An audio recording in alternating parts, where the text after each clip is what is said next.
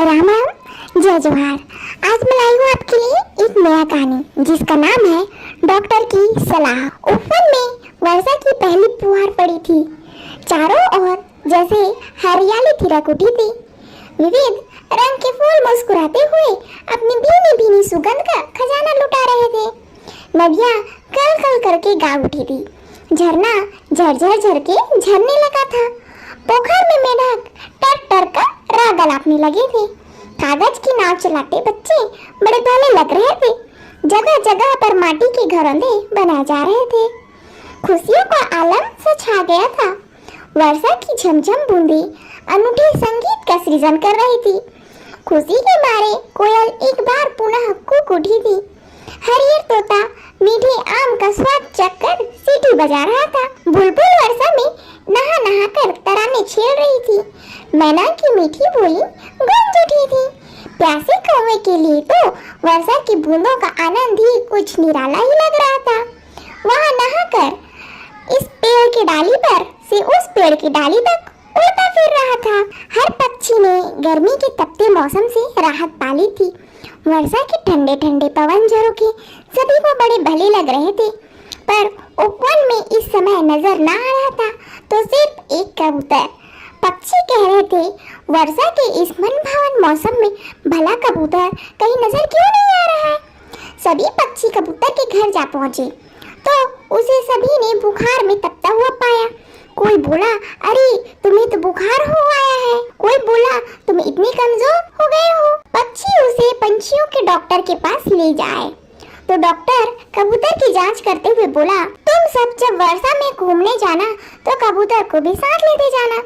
पक्षी बिगड़ते हुए बोले, आपने एक तो दवा नहीं दी, दूसरा उसे वर्षा में भीगने की सलाह देकर उसे और बीमार करना चाह रहे हो। पक्षियों का डॉक्टर बोला, इसका इलाज यही है, इतने पर भी यहाँ ठीक ना हुआ तो मैं इसे अवश्य दवा प्रदान करूंगा। पक्षियों को डॉक्टर की सलाह अजीब लग रही थी। फिर भी दूसरे दिन जब उफन के सारे पंछी बाहर घूमने जाने निकले तब वे कबूतर को भी अपने साथ चलने का आग्रह करने लगे। पहले तो कबूतर आनाकानी कर रहा था, पर सभी के कहने पर बाहर उड़ान भरने को तैयार हो गया। हल्की हल्की बूंदाबांदी आरंभ हो चुकी थी।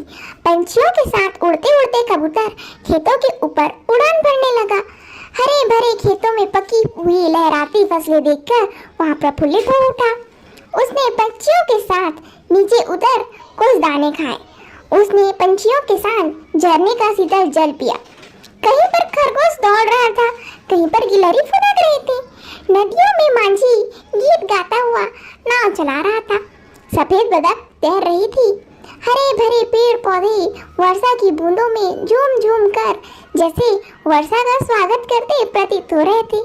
कुछ दूरी पर मखमली घास पर अपने खूबसूरत पंख फैलाए मोर थिरक थिरक कर नाच रहे थे। ठंडे पवन झरोखे चल रहे थे।